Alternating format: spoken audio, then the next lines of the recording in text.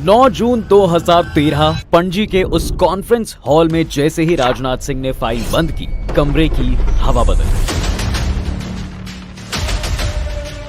नरेंद्र मोदी के दिमाग में एक ही बात चल रही थी, राजनाथ सिंह कहेंगे या नहीं। स्टेज पर बैठे ज्यादातर नेता जानते थे साहब कि आज कुछ बड़ा होने वाला है, लेकिन कितना बड़ा ये किसी को अंदाजा नहीं था। और फिर राजनाथ सिंह बोले, मैंने फैसला किया है कि नरेंद्र मोदी को सेंट्रल कैंपेन कमेटी का चेयरमैन बनाया जाए।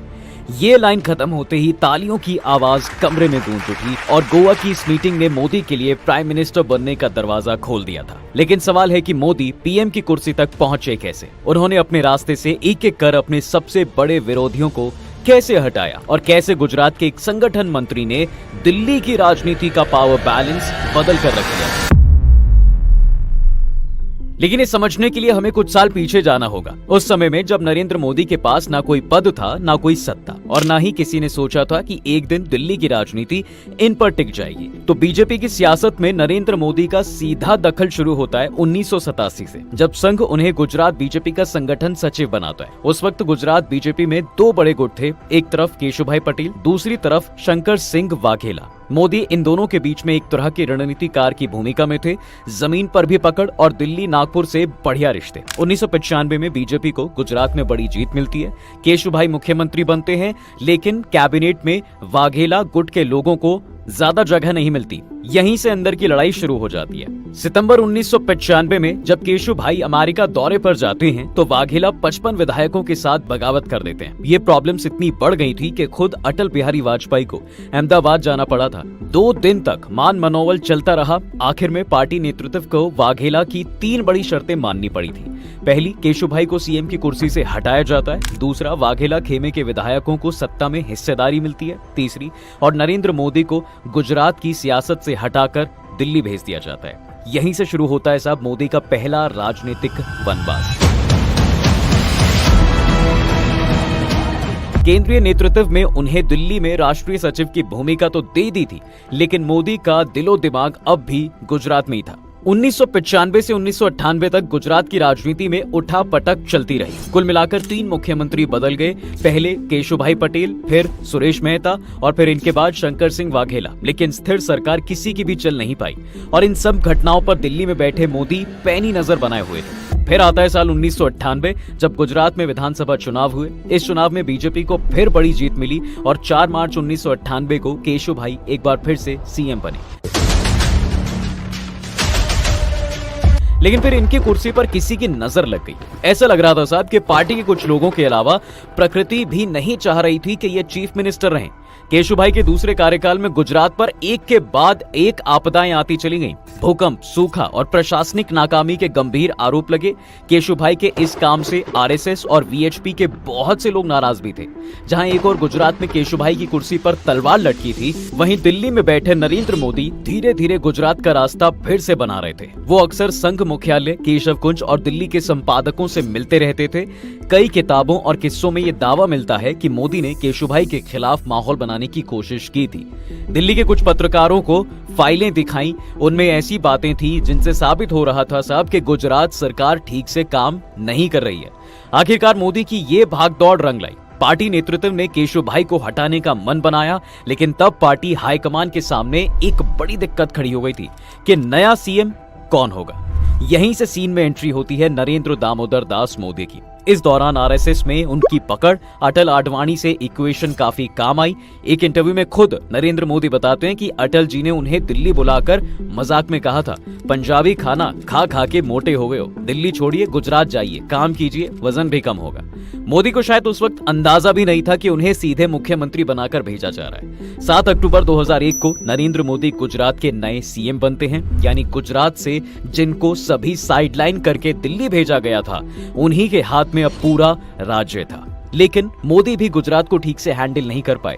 उन्हें सीएम बने हुए अभी 1 साल भी नहीं हुआ था कि गुजरात में एक ऐसी हिंसात्मक घटना हुई जिसने राज्य के साथ साथ पूरे देश की राजनीति को ही बदल दिया। तारीख थी 27 फरवरी 2002। घटना गोधरा कांड, जब साबरमती एक्सप्रेस के S6 के कोच में आग लगी थी और 59 कार सेवकों की मौत हो गई थी। यही वो दिन था जिसने मोदी की छवि को हमेशा के लिए दो हिस्सों में बांट दिया। इसके बाद गुजरात में जो भी हुआ वो आज भी देश और मोदी के लिए ब्लैक चैप्टर है। कई इलाकों में भीषण दंगे हुए, 1000 से ज्यादा लोगों की जानें गई, लेकिन मोदी की चुनौतियां यही नहीं रुकी। अब एक तरफ जहां मोदी से लॉ एंड ऑर्डर के फेलियर पर सवाल हो रहे थे, तो वहीं दूसरी ओर एक और बड़ी प्रॉब्लम उनके सामने आ रही थी, और वो ये थी कि दंगों के लगभग 1 साल बाद चुनाव होने थे, लेकिन ये चुनाव 3 महीने पहले ही कराए गए। लेकिन मोदी ने इस चुनाव में कुछ ऐसा किया कि ऑपोजिशन को इसका अंदाजा भी नहीं था। उन्होंने पूरे चुनाव को अपनी लीडरशिप के इर्द गिर्द खड़ा कर दिया था, जिससे विपक्ष गोधरा कांड को चुनावी मुद्दा ही नहीं बना पाया। और दिसंबर 2002 के इस चुनाव में बीजेपी को प्रचंड जीत मिलती है। मोदी दूसरी बार सीएम बनते हैं। इस कारण उनके समर्थकों की संख्या और ज्यादा बढ़ गई। इसके बाद 2007 में तीसरी और फिर 2012 में चौथी बार वो सीएम बने। अब पार्टी हाईकमान ने उन्हें सीएम तो बना दिया, लेकिन अब उनका मन गुजरात में लग नहीं रहा था। उनकी नजर अब उस जगह पर थी जहां से उन्हें दशकों पहले बुलाकर सीएम बनाया गया था, लेकिन इस बार उन्हें जिम्मेदारी अलग चाहिए थी। अपने उस सपने को पूरा करने के लिए मोदी ने गुजरात मॉडल को गढ़ना शुरू कर दिया। उद्योग, निवेशक मीट, वाइब्रेंट गुजरात, इंफ्रास्ट्रक्चर और फिर पूरे देश को यह मैसेज कि अगर गुजरात बदल सकता है तो भारत भी बदल सकता है। इसके लिए उन्होंने सद्भावना यात्रा जैसी एक्टिविटीज के जरिए अपनी इमेज सिर्फ गुजरात के सीएम की नहीं बल्कि एक नेशनल लीडर की तरह प्रोजेक्ट करनी शुरू कर दी।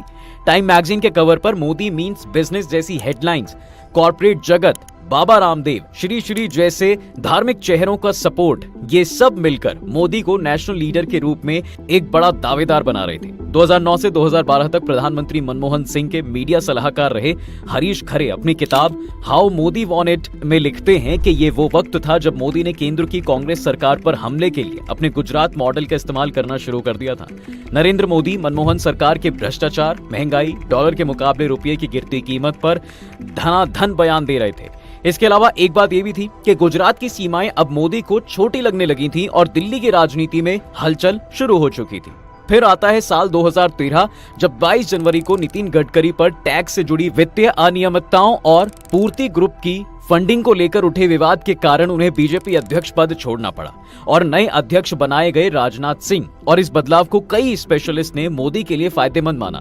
इसके पीछे उनका तर्क था कि मोदी के लिए राजनाथ को मैनेज करना गडकरी से आसान था। पार्टी के कैडर में पहले से ही ये चर्चा तेज थी कि 2014 का चेहरा मोदी होना चाहिए और राजनाथ सिंह के अध्यक्ष बनने के बाद ये चर्चा और भी तेज हो जाती है। लेकिन मोदी के लिए ये रास्ता इतना आसान नहीं था। पार्टी के अंदर भी इसका विरोध हो रहा था, खासकर आडवाणी खेमे में। उधर जेडीयू के नेता और एनडीए सहयोगी नीतीश कुमार भी तर्कश से तीर निकाले खड़े थे कि मोदी एनडीए का चेहरा नहीं हो सकते। इधर पार्टी और सहयोगियों के बीच सिर्फ टॉवल चल रहा था। उधर आरएसएस ने भी अपने कैलकुलेशन शुरू कर दी थी। कई रिपोर्ट्स के मुताबिक 2013 की शुरुआत तक संघ के अंदर ये राय बन चुकी थी कि अगर कांग्रेस को हराना है तो एक आक्रामक और लोकप्रिय चेहरा चाहिए और उसके लिए मोदी सबसे सही चॉइस है। इसके अलावा संघ पर भगवा आतंकवाद वाले बयान, जांच एजेंसियों की कार्रवाई और दूसरी तरफ मोदी अमित शाह पर चल रहे केस, ये सब उन्हें एक दूसरे के और करीब ला रहे थे। यहीं से मोदी प्रोजेक्ट तेज हो जाता है। नीचे से कार्यकर्ता चाह रहे थे, ऊपर से संघ का हिस्सा भी तैयार था। सिर्फ दिक्कत थी तो बीजेपी के टॉप ब्रास में। ये ग्रुप 2 हिस्सों में बटा हुआ था। अब वापस से आते हैं वहीं जहां से हमने शुरुआत की थी, यानी गोवा, 9 जून 2013। देखिए साहब, बीजेपी की राष्ट्रीय कार्यकारिणी की ये बैठक कई मायनों में टर्निंग पॉइंट थी, लेकिन ये इतना भी आसान नहीं था जितना आप समझ रहे हैं। इस बैठक में आडवाणी समेत कई बड़े नेता वहां पर आए ही नहीं। नीतीश पहले से नाराज थे और पार्टी के अंदर भी कई लोग मोदी को नेशनल कैंपेन की कमान देने के खिलाफ थे। फिर भी राजनाथ सिंह ने अंत में घोषणा कर दी कि केंद्रीय स्तर पर चुनाव प्रचार समिति बनेगी और उसके चेयरमैन होंगे नरेंद्र मोदी। लेकिन इसके बाद जो घटना होती है उसकी उम्मीद तो किसी को भी नहीं थी, ना ही नरेंद्र मोदी और ना ही राजनाथ सिंह को।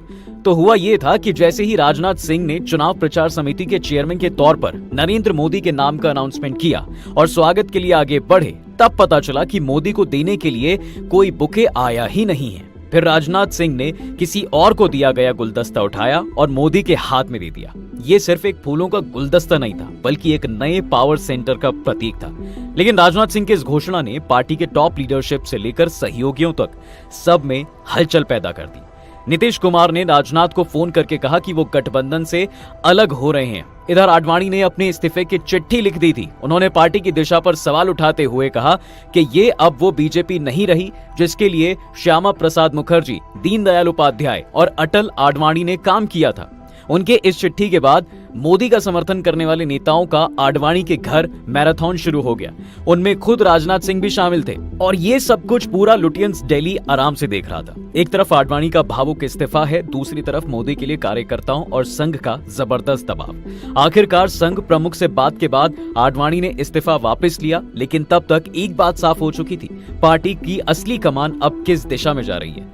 गोवा की मीटिंग में मोदी को कैंपेन कमेटी का चेयरमैन बनाया गया था, लेकिन अगला बड़ा कदम था उन्हें प्रधानमंत्री पद का आधिकारिक उम्मीदवार घोषित करना।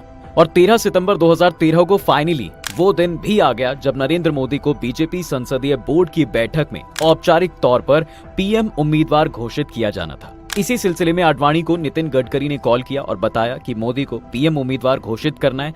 तब आडवाणी मीटिंग के लिए घर से निकलने के लिए तैयार हो ही रहे थे, लेकिन जैसे नितिन गडकरी से उनकी बात हुई, उन्होंने अपना मन बदल दिया और राजनाथ सिंह को एक चिट्ठी लिखकर बताया कि वो मीटिंग में शामिल नहीं हो रहे। खैर, इस बैठक में मोदी औपचारिक तौर पर पीएम फेस बना दिए गए थे, पर कुछ नेताओं को यह चिंता सता रही थी कि मोदी का चेहरा आगे करने से महंगाई, भ्रष्टाचार जैसे मुद्दे पीछे छूट जाएंगे और पूरा चुनाव गुजरात के गोधरा पर केंद्रित हो जाएगा।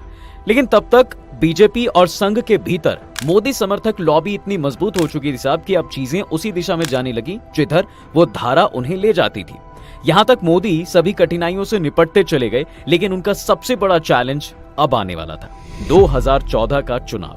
इस चुनाव में उन्होंने वाराणसी और वडोदरा जैसी सीटों से अपनी किस्मत आजमाई और दोनों जगह से जीत दर्ज की। और सिर्फ उन्होंने ही चुनाव नहीं जीता, बल्कि बीजेपी ने भी 282 सीटों के साथ ऐतिहासिक जीत हासिल की।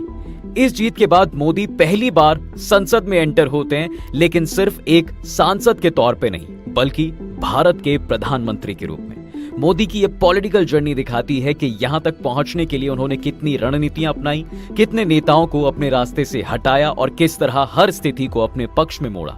आज वो लगातार तीसरी बार प्रधानमंत्री बन चुके हैं, लेकिन उनकी मेहनत, उनकी आक्रामक राजनीति और हालात को संभालने की उनकी शैली अब भी जारी है। अगर आपको ये वीडियो पसंद आई है तो लाइक और शेयर करें और जाते जाते चैनल को सब्सक्राइब करना बिल्कुल ना भूलें। अपनी राय मुझे कमेंट्स में जरूर बताइएगा। आपकी प्रतिक्रिया हमें और बेहतर कंटेंट बनाने में मदद करती है।